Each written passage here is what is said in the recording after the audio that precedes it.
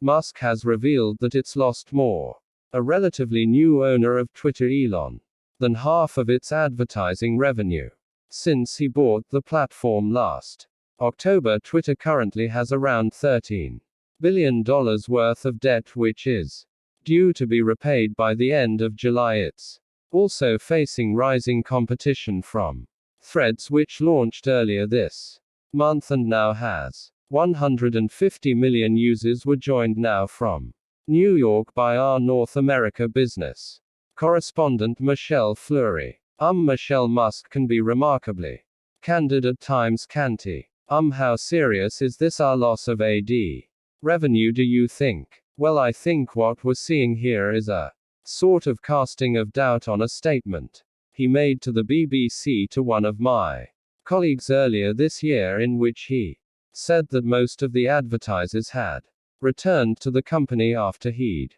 purchased it. That perhaps may not be so true if this kind of loss of revenue on that kind of scale is indeed happening.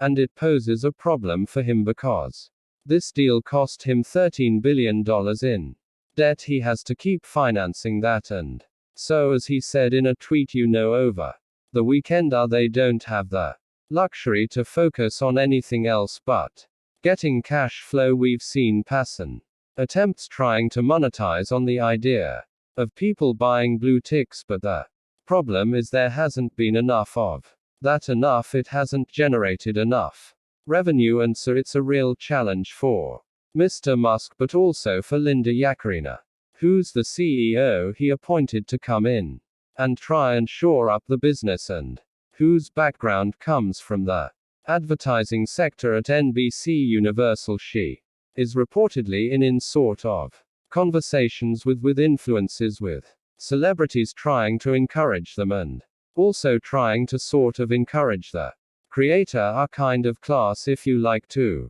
come on the site and kind of post videos and content. And on top of all those pressures, the Facebook owner Meta, trying to eat Twitter's lunch, are launching its own version of Twitter Threads. 150 million signups in just the last few weeks. Are we any the wiser, or now is it just how much of a threat Threads poses to Twitter? Look, I mean, there are a couple of sites that kind of track usage of social media platforms, and Twitter does appear by those metrics to have taken a hit since the arrival of Threads. But there's a shiny new object, as it were.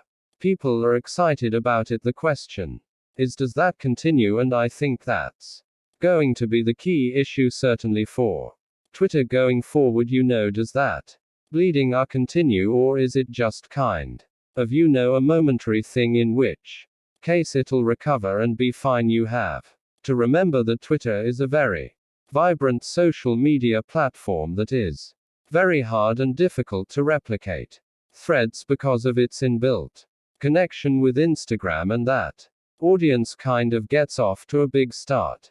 And so people are seeing it as a potential real challenger. But again, I think we have to wait and see how things develop. Do people stay with it? Do they continue to use Threads? Or do the two continue to coexist as kind of different things, one being a more political site, the other one a place for sort of happier content, which is what Threads initially